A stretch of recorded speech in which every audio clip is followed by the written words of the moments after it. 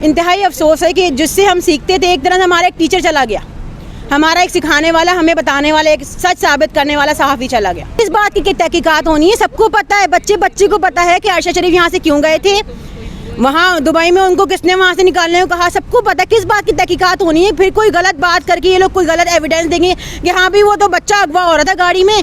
किसको पागल बना रहे हो? हम सादे लोग हैं, हमें भी हकीकत का पता है, इन बच्चों को भी पता है। और कोई नहीं रहा, क्यों नहीं बोलते? किस बात का डर है कि चार लोग भी मिलकर खड़े होकर बोलेंगे, चारों को आके मारेंगे? बोलो, बोलते क्यों नहीं हो? कितने और खून चाहिए हैं, कितने और खून चाहिए, कितने बच्चे ऐसे यतीम होंगे?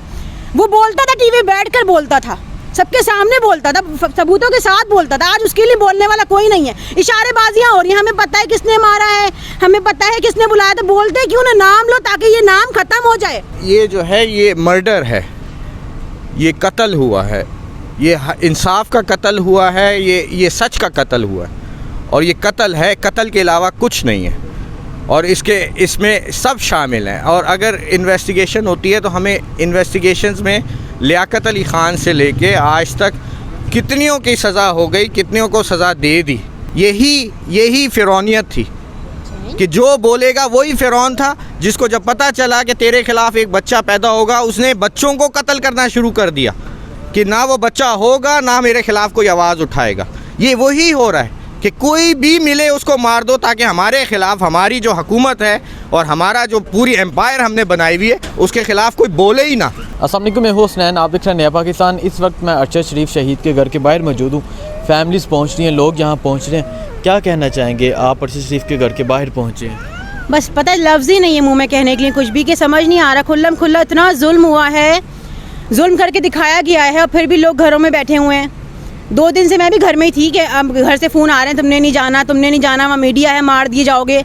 हमें भी ठेठ आ रहे हैं कि नहीं जाना, मार दी जाओगे। अम्मी हैं, घर वाले हैं, कह रहे नहीं जाओ, मगर घर में सुकून नहीं आ रहा कि देखा है इतना जुल्म है। हालांकि उनसे कोई हमारा रिश्ता नहीं था, सिर्फ हम उनको सुनते थे, ऐसा लगा कि घर का कोई बंदा चला गया हो।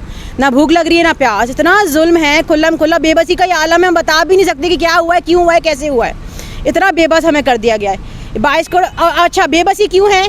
क्योंकि हम डिवाइडेड हैं, हम एक नहीं हैं। अगर हम एक होते तो अरशद शरीफ को यहाँ से जाना ही ना पड़ता।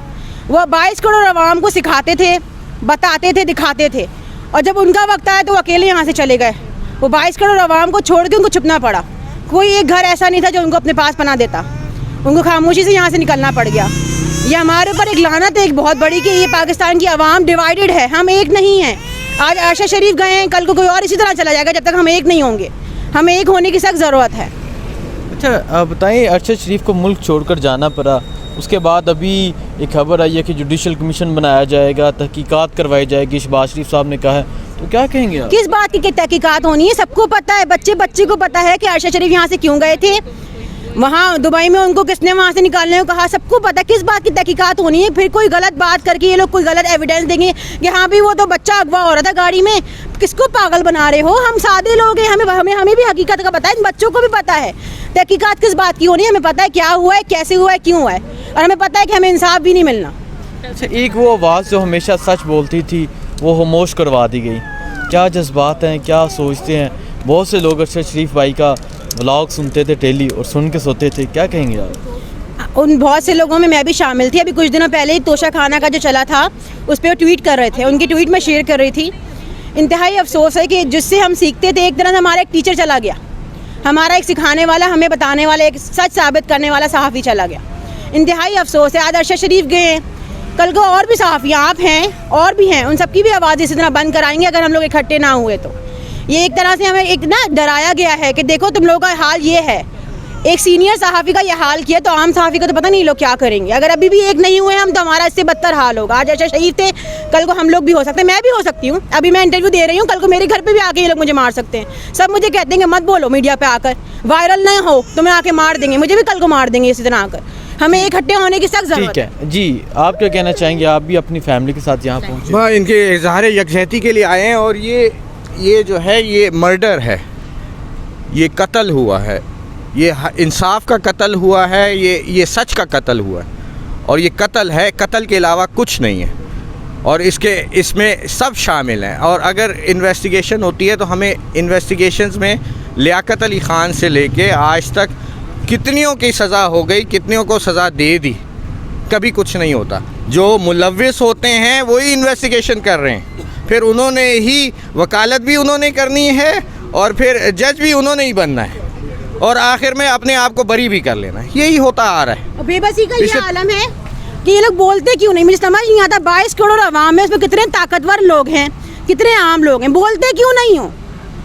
सबको पता है क्या हुआ है, कैसे हुआ, मगर बोल कोई नहीं रहा। क्यों नहीं बोलते? किस बात का डर है कि 4 लोग भी मिलकर खड़े होकर बोलेंगे, चारों को आके मारेंगे? बोलो, बोलते क्यों नहीं हो? कितने और खून चाहिए हैं, कितने और खून चाहिए, कितने बच्चे ऐसे यतीम होंगे? वो बोलता था, टीवी बैठकर बोलता था, सबके सामने बोलता था, सबूतों के साथ बोलता था। आज उसके लिए बोलने वाला कोई नहीं है। इशारेबाजियां हो रही हैं, हमें पता है किसने मारा है, हमें पता है किसने बुलाया, तो बोलते क्यों ना? नाम लो ताकि ये नाम खत्म हो जाए। जी यही है। ये अरशद शरीफ ही थे ना, ये कितने अपनी इन्होंने ज़िंदगी का पूरा कैरियर इस मुल्क को डिफेंड करने में, सच को डिफेंड करने में गुजार दिया। आज उनको कत्ल भी उसी सच को बोलने की वजह से किया। आप बताएं, जो आवाज़ चुप करवा दी गई अरशद शरीफ शहीद की, अभी आपको पता है वो दोहा कतर में है, 13 घंटे स्टे के बाद उनकी डेड बॉडी वहाँ पड़ी है, यहाँ पाकिस्तान पहुँचेंगे। उनके लिए स्पेशल त्यारा क्यों नहीं आया? इसहाक डार के लिए आ सकता है, उनके लिए क्यों नहीं गया? क्योंकि वो सच बोलते थे ना, वो चोर नहीं। अगर आपको हुकूमत चाहिए, आपको अपने हिसाब का इंसाफ चाहिए, तो आपको करप्ट होना पड़ेगा, आपको कातिल होना पड़ेगा, आपको किसी अच्छी पोजीशन पे होना होगा, और वो भी पोजीशन करप्ट होकर। अगर आप सच्चे हैं तो आप तो मर जाएंगे। वो डॉक्टर रिजवान भी मर गए, किसी ने कुछ नहीं बोला। लेकिन अगर आप करप्ट होंगे तो पूरी दुनिया आपके लिए बोलेगी। यही यजीदियत का निज़ाम है, यही फ़िरौनियत थी कि जो बोलेगा वही फ़िरौन था, जिसको जब पता चला कि तेरे खिलाफ़ एक बच्चा पैदा होगा, उसने बच्चों को कत्ल करना शुरू कर दिया कि ना वो बच्चा होगा ना मेरे खिलाफ़ कोई आवाज़ उठाएगा। ये वही हो रहा है कि कोई भी मिले उसको मार दो, ताकि हमारे ख़िलाफ़ हमारी जो हुकूमत है और हमारा जो पूरी एम्पायर हमने बनाई हुई है उसके ख़िलाफ़ कोई बोले ही ना। अगर बोलोगे तो फिर हम तुम्हें निशान इबरत बनाएंगे। ये वही है। इनके लिए इन्होंने अपनी सारी ज़िंदगी लगा दी है इसी को, निज़ाम को। और ये निज़ाम जो है उनके लिए एक जहाज़, आपने जैसे कहा, नहीं भेज सकता, क्योंकि वो लाताल्लुक़ हो गया। लाताल्लुक़ क्या, वो एक और मिसाल है ना कि वो मारने वाले कभी मरने वाले का मातम नहीं करते। ये वही हिसाब है, ये वही है। ठीक है जी नाज़रीन, मैं अरशद शरीफ शहीद के घर के बाहर मौजूद हूँ। लोग पहुँच रहे हैं, फैमिलीज़ के साथ पहुँच रहे हैं। ये जज्बात हैं। यहाँ की जो भी अपडेट होगी नया पाकिस्तान से आपको देता रहूँगा। बहुत शुक्रिया, अल्लाह हाफ़िज़।